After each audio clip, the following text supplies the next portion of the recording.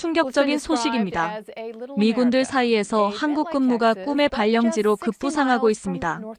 심지어 복무를 마친 미군들이 미국으로 돌아가길 거부하고 한국 귀화를 고민하는 놀라운 현상까지 발생하고 있습니다.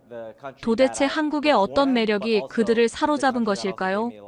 오늘은 주한미군 출신 제이콥 씨의 충격적인 이야기를 단독 공개합니다. 영상 시작 전 좋아요와 구독 버튼 1초만 꾹 눌러주세요. 안녕하세요, 여러분. 오늘은 제 이야기를 들려드리려고 합니다. 저는 미국 공군 장교 제이콥이라고 합니다. 여러분은 혹시 외국인이 한국에 완전히 정착하고 싶어 할 만큼 한국이 매력적인 나라라고 생각해 보신 적 있으신가요? 여러분에게는 당연한 일상이겠지만 저희 같은 외국인들에게 한국은 놀라움의 연속이었습니다. 특히 저처럼 한국에 파견된 미군들 사이에서는 지금 놀라운 현상이 벌어지고 있어요. 바로 한국 귀화 열풍이라고 할 수 있을 정도로 많은 미군들이 한국에 영주하거나 심지어 귀화까지 고민하고 있다는 사실입니다. 아니, 세계 최강대국의 군인들이 왜 한국에 살고 싶어 하는 거지? 많은 분들이 이런 의문을 가지실 겁니다. 저도 처음에는 그랬으니까요. 제가 한국으로 발령받았을 때만 해도 솔직히 내심 걱정이 컸습니다. 북한과의 긴장관계, 낯선 문화와 언어. 그저 임무를 마치고 빨리 미국으로 돌아가야겠다는 생각뿐이었죠. 하지만 지금 제 마음은 완전히 달라졌습니다. 한국을 떠나는 날 공항에서 눈물을 흘렸다는 사실이 믿기십니까? 단순한 파견지가 아닌 제 마음의 고향이 되어버린 이곳을 떠나야 한다는 사실이 너무나 아팠습니다. 대체 한국에서 무슨 일이 있었길래? 하고 궁금해하실 것 같네요. 이제부터 제가 경험한 한국, 그리고 많은 미군들이 사랑에 빠진 이 나라의 이야기를 들려드리겠습니다. 제 경험이 어쩌면 여러분에게는 당연한 일상일 수도 있겠지만 저희 같은 외국인의 시선에서 본 한국은 정말 놀라운 나라였습니다.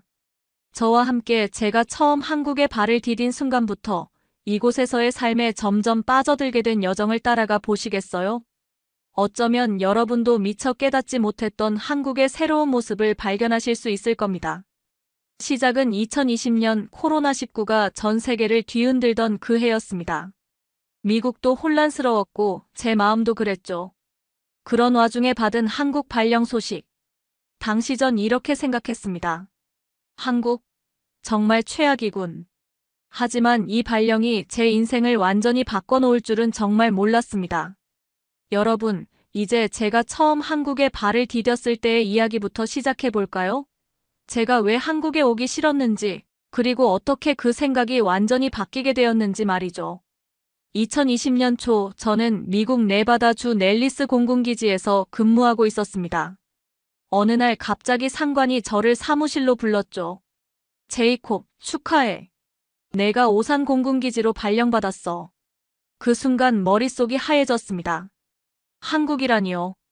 전 아시아에 한 번도 가본 적이 없었습니다. 오산? 한국이요? 제 목소리에는 당혹감이 가득했습니다. 솔직히 말하면 그때 제 머릿속에는 한국에 대한 이미지가 거의 없었어요. 한국 전쟁, 김치, 북한과의 긴장관계. 그게 전부였죠. 게다가 당시는 코로나19가 전 세계로 퍼져나가던 시기였습니다. 그날 저녁 숙소로 돌아와 컴퓨터 앞에 앉았습니다.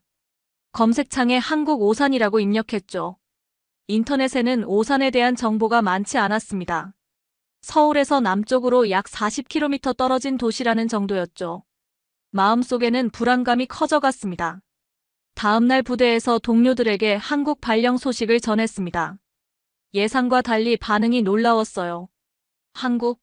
제이콥, 너 정말 운이 좋은 놈이구나.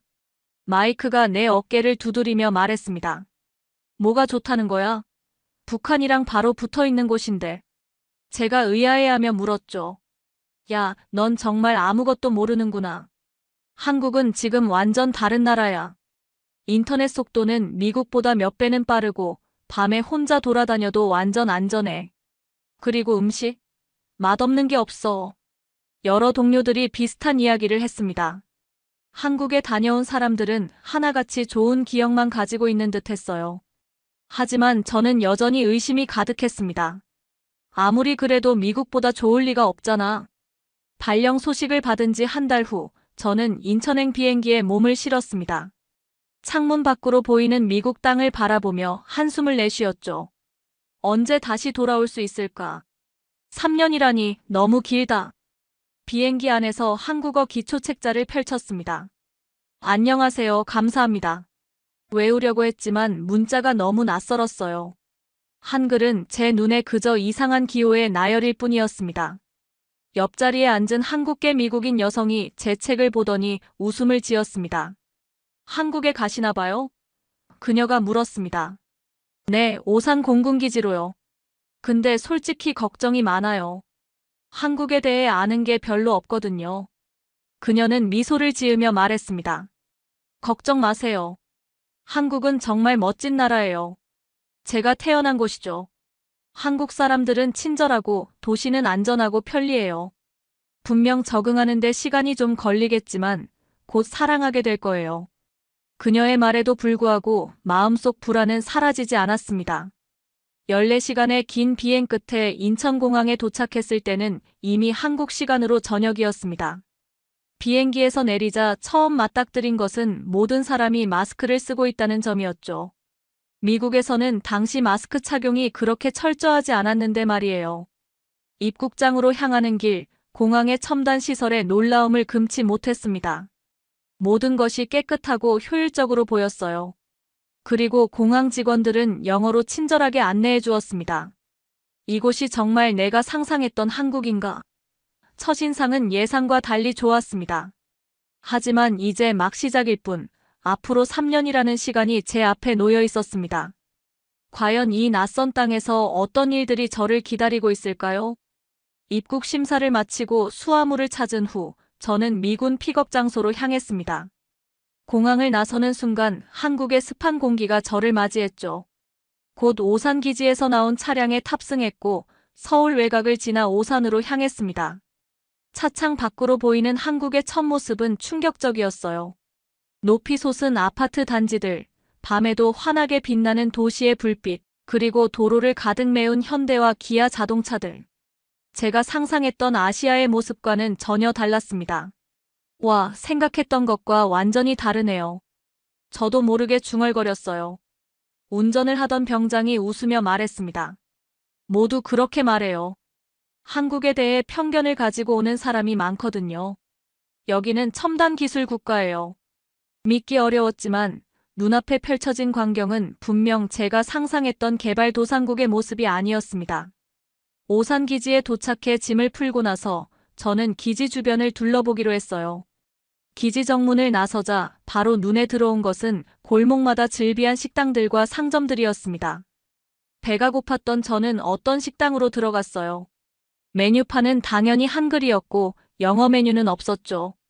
저기, Do you speak English? 제가 조심스럽게 물었습니다. 식당 주인으로 보이는 중년 여성이 고개를 저었어요. No English. No. 당황한 저는 그냥 나가려고 했지만 그녀가 저를 붙잡고 핸드폰을 꺼냈습니다.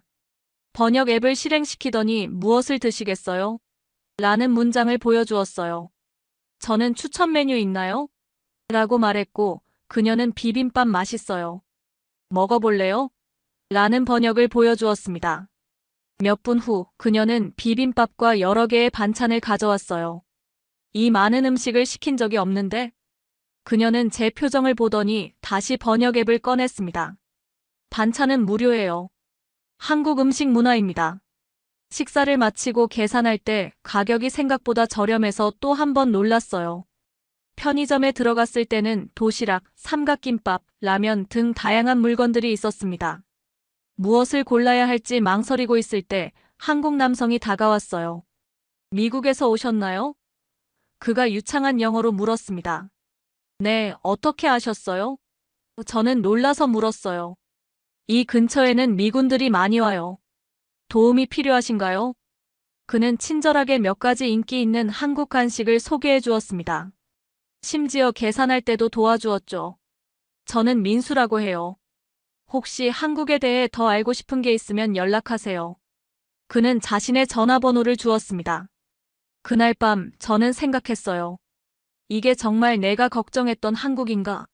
사람들은 친절하고 음식은 맛있고 어쩌면 이곳에서의 3년이 생각보다 나쁘지 않을지도 모르겠다. 오산 기지에 도착한 지 한 달이 지났습니다. 처음엔 낯설기만 했던 한국 생활에 조금씩 적응해가고 있었어요. 그런데 적응을 넘어 이상한 감정이 생겨나기 시작했습니다. 바로 중독이었죠. 네, 저는 한국 생활에 중독되고 있었습니다. 가장 먼저 저를 사로잡은 건 편리함이었어요. 어느 날 밤 야근을 마치고 숙소로 돌아왔는데 너무 배가 고팠습니다. 미국이었다면 패스트푸드점을 찾아 나섰겠지만 민수가 알려준 배달 앱을 써보기로 했어요. 치킨 어때요? 한국 치킨은 세계 최고라고요. 민수의 말이 떠올랐습니다. 앱에서 치킨을 주문하고 30분쯤 기다렸을까요? 문을 두드리는 소리가 들렸습니다. 배달원이 따뜻한 치킨과 콜라를 들고 와 있었어요. 맛은 정말 환상적이었습니다. 바삭한 튀김옷과 달콤매콤한 소스의 조화. 그날 밤 저는 생각했습니다. 미국에서는 이런 퀄리티의 음식을 새벽에 배달시킬 수 없을 텐데. 두 번째로 놀란 건 대중교통이었어요. 주말에 서울 구경을 가기로 했는데 민수가 지하철을 타보라고 추천했습니다. 처음엔 불안했지만 용기를 내어 지하철역으로 향했죠. 역에 들어서자 깔끔한 시설과 정확한 안내 시스템에 놀랐어요. 영어 안내도 있어서 티켓 구매부터 탑승까지 어렵지 않았습니다. 기차는 정확히 시간에 맞춰 도착했고 내부는 깨끗했으며 와이파이까지 잘 됐어요. 1시간 남짓 만에 서울 중심부에 도착했습니다. 차가 있어도 지하철이 더 편해요. 이제 저는 민수의 말을 이해할 수 있었어요. 세 번째로 저를 사로잡은 건 안전함이었습니다. 밤늦게 서울 거리를 걸어도 전혀 불안하지 않았어요. 뉴욕이나 LA에서는 상상도 못할 일이죠. 한 번은 지갑을 식당에 두고 왔는데 1시간 후에 찾으러 갔더니 그대로 있더군요. 주인은 웃으며 당연히 그대로 있죠 라고 말했습니다. 점점 더 한국 문화에 빠져들었어요. 몇 달 지나자 제 일상도 변했습니다. 아침엔 편의점에서 삼각김밥과 유자차를 사 먹고 점심은 기지 근처 한식당에서 해결했죠. 저녁엔 동료들과 치맥을 즐겼고요. 한국어도 조금씩 배웠습니다. 안녕하세요, 감사합니다, 얼마예요? 저 같은 기본 인사부터 시작해서 간단한 대화도 할 수 있게 됐어요. 가게 주인들은 제가 서툰 한국어로 말할 때마다 환하게 웃으며 칭찬해 주었습니다. 어느 날 동료가 물었어요. 제이콥, 넌 왜 이렇게 한국에 잘 적응했어? 많은 미군들이 힘들어하는데. 잠시 생각해보니 답은 간단했습니다. 이곳 사람들이 나를 환영해 주는 것 같아서 그래. 미국에선 그냥 또 다른 사람일 뿐이었는데 여기선 많은 사람들이 진심으로 관심을 보여주거든. 실제로 한국 사람들은 저에게 문화를 가르쳐 주길 좋아했어요. 민수는 주말마다 서울 곳곳을 소개해 주었고 근처 식당 아주머니는 항상 새로운 음식을 추천해 주셨죠.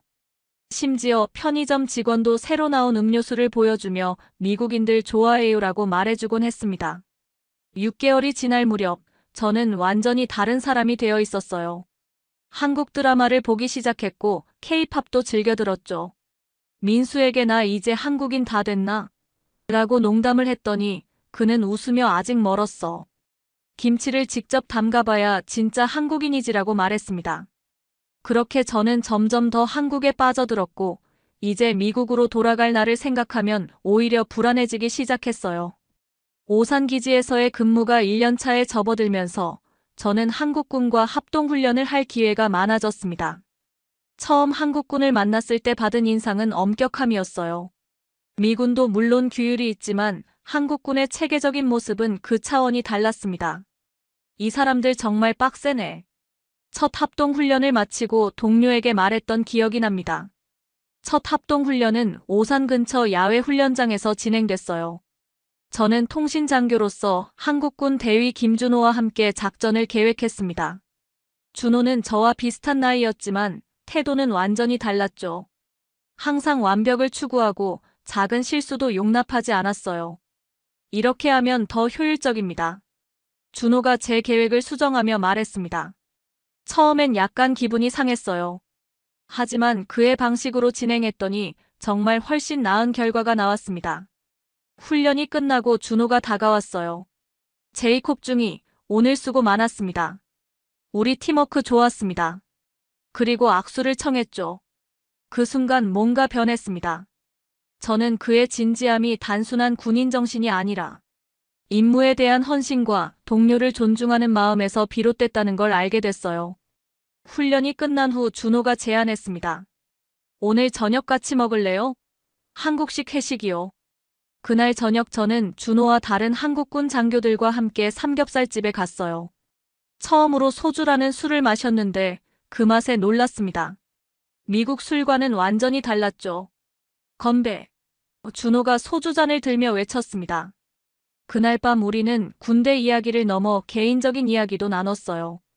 준호는 가족, 학교 생활, 한국의 의무 군복무에 대해 이야기했습니다. 저도 미국에서의 삶, 군 입대 이후, 한국에 온 소감을 나눴죠. 사실 처음엔 한국에 오기 싫었어요. 솔직하게 말했습니다. 알아요. 많은 미군들이 그래요. 하지만 시간이 지나면 좋아하게 돼요. 준호가 웃으며 말했어요. 그 후로 준호와 저는 가까운 친구가 되었습니다. 주말마다 그는 저를 한국의 다양한 곳으로 데려갔어요. 한 번은 북한산에 등산을 갔는데 그곳에서 본 서울 전경은 정말 아름다웠습니다. 미국엔 이런 곳 있어요?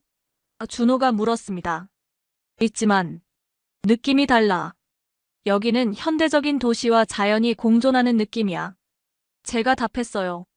어느 주말 준호는 저를 자신의 부모님 집에 초대했습니다. 전통 한옥이었는데 처음 경험하는 온돌 바닥과 한국 가정식에 깜짝 놀랐어요. 준호의 어머니는 저를 위해 불고기, 갈비찜, 각종 반찬을 준비해 주셨습니다. 우리 아들 친구가 많이 먹어요. 준호 어머니의 따뜻한 말씀이 아직도 기억에 남아요. 그날 저는 진정한 한국 가정의 따뜻함을 느꼈습니다. 가족 모두가 저를 진심으로 환영해주는 느낌이었어요. 마치 오랜 친구처럼요.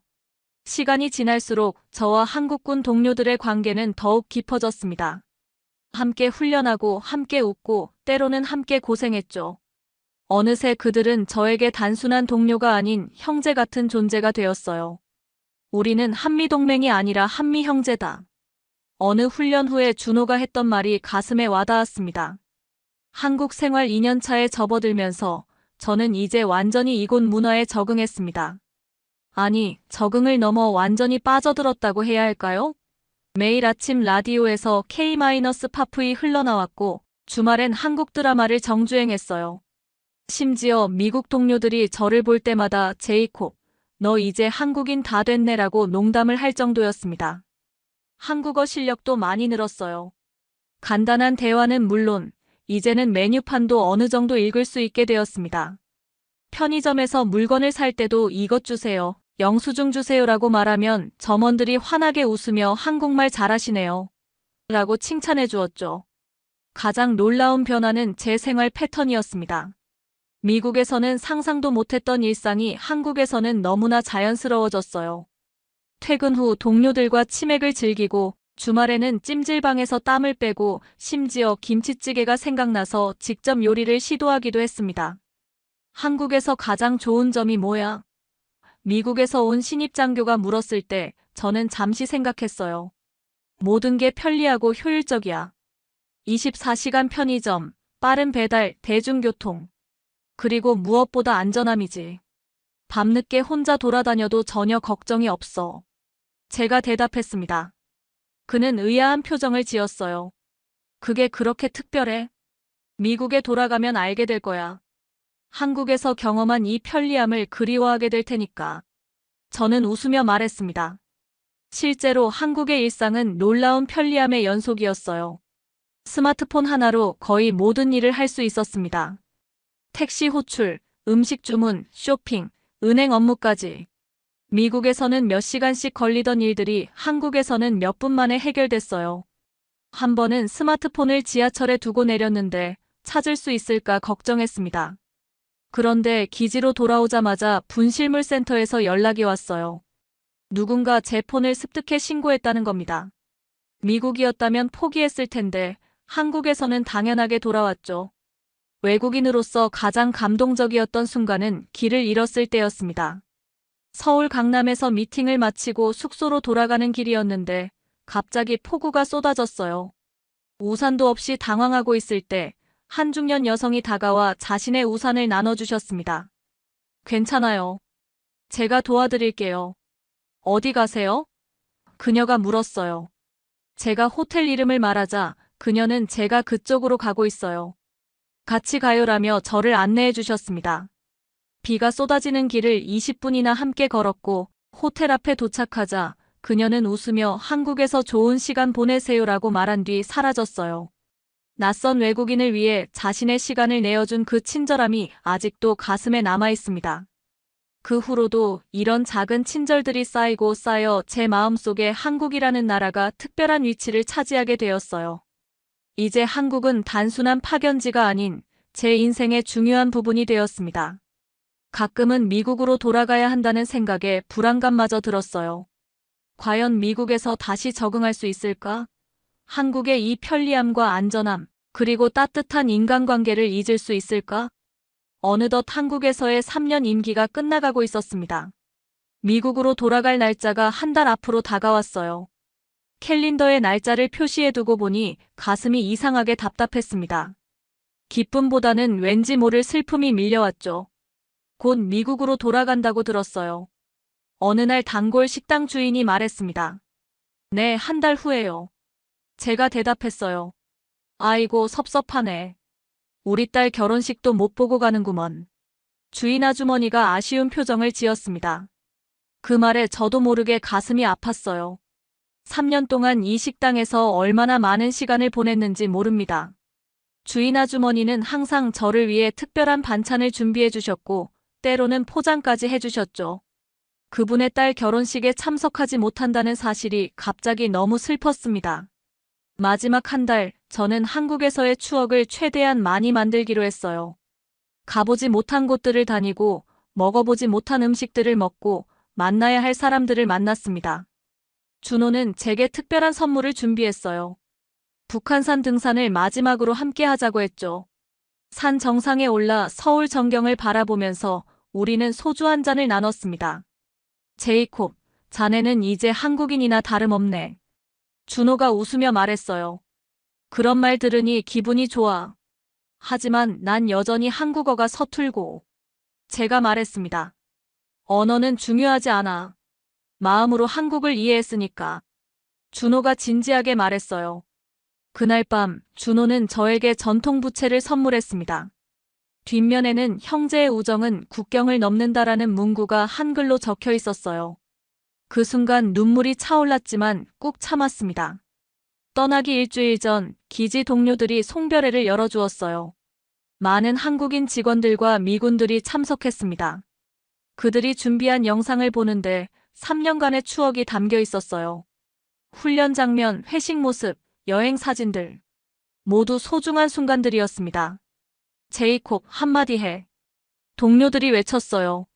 마이크를 잡고 말을 시작하려는데 갑자기 목이 메었습니다.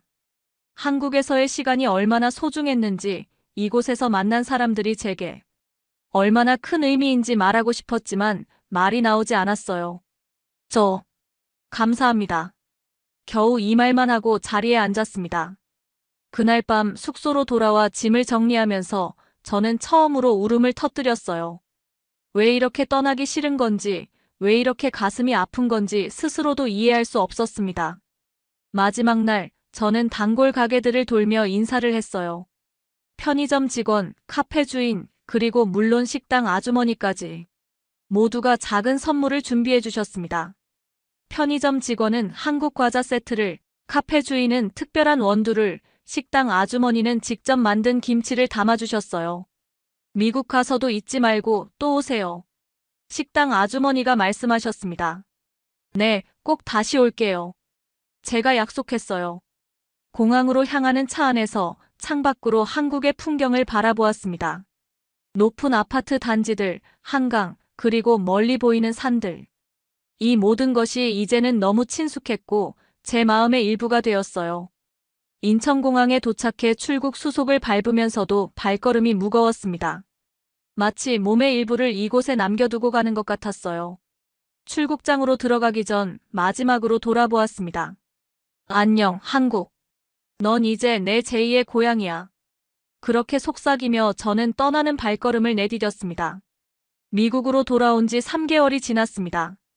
캘리포니아 훈련기지에서의 새로운 임무는 바쁘고 도전적이었지만 제 마음 한구석에는 항상 한국이 자리하고 있었어요.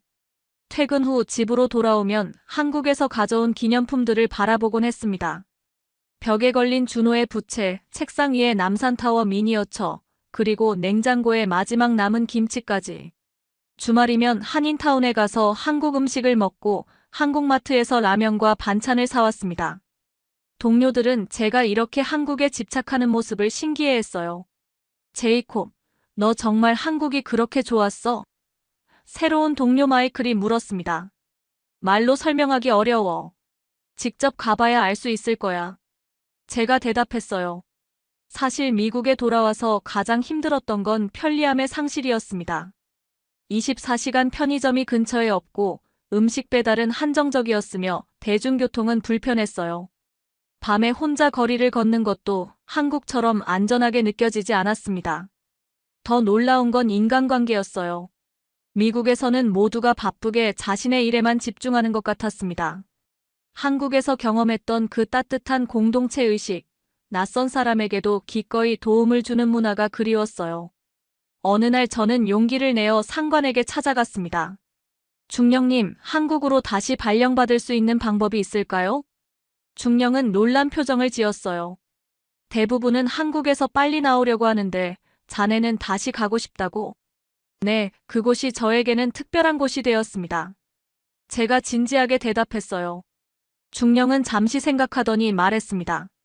내년에 오산기지에 자리가 날 수도 있어. 공식 요청서를 제출해보게. 그날 저녁 저는 한국의 친구들에게 이 소식을 전했습니다. 준호는 화상통화에서 환하게 웃었어요. 진짜? 정말로 다시 올 거야? 그렇다면 우리 집에서 지내도 돼. 어머니가 너무 좋아하실 거야. 민수도 기뻐했습니다. 이번엔 제대로 된 한국 투어를 시켜줄게. 제주도, 부산, 강원도까지. 기다림의 시간이 길게 느껴졌지만 마침내 희소식이 전해졌습니다. 1년 후 한국 오산기지로 발령이 확정된 것이었어요. 그것도 2년이 아닌 4년 임기로 말입니다. 제이콥, 너 정말 운이 좋은 놈이야. 그렇게 원하던 곳으로 다시 가다니. 동료들이 부러워했습니다. 저는 다시 한국으로 돌아가기 위한 준비를 시작했어요. 한국어 공부를 더 열심히 했고 한국 문화에 대한 책도 읽었습니다. 이번에는 더 깊이 한국을 이해하고 싶었어요. 출발 전날 밤 저는 SNS에 글을 올렸습니다. 다시 내 제2의 고향으로 돌아갑니다. 한국은 단순한 파견지가 아닌 내 인생을 바꾼 곳입니다. 그곳에서 만난 사람들, 경험한 문화, 느낀 감정들은 영원히 내 일부가 될 것입니다. 내일 나는 다시 그곳으로 돌아갑니다. 이 글에 수많은 댓글이 달렸어요. 미군 동료들도 비슷한 경험을 공유했고 한국인 친구들은 환영 메시지를 보냈습니다. 사실 저는 미국인이지만 이제 제 마음의 절반은 한국에 있다고 느낍니다. 그리고 이런 저와 같은 미군들이 점점 늘어나고 있어요. 한국에서의 경험이 우리의 인생관을 바꾸고 세계를 보는 시각을 넓혀주었기 때문입니다. 한국행 비행기에 오르며 생각했습니다. 이것이 진정한 한미동맹의 모습이 아닐까? 단순한 정치적, 군사적 동맹을 넘어 사람과 사람 사이의 진정한 이해와 우정으로 맺어진 관계. 창밖으로 미국 땅이 점점 멀어지는 것을 보며 저는 이번에는 미소를 지었습니다. 3년 전과는 완전히 다른 감정이었어요. 이제 저는 또 다른 고향으로 돌아가는 중이었으니까요. 여러분은 어떻게 생각하시나요? 외국인들이 한국을 이렇게 사랑하게 되는 이유가 무엇일까요? 혹시 여러분도 외국인 친구에게 소개하고 싶은 한국 문화가 있으신가요? 댓글로 여러분의 생각을 나눠주세요. 오늘 사연은 여기까지입니다. 여러분들의 구독과 좋아요는 영상 제작에 큰 힘이 됩니다. 긴 영상 시청해주셔서 감사합니다.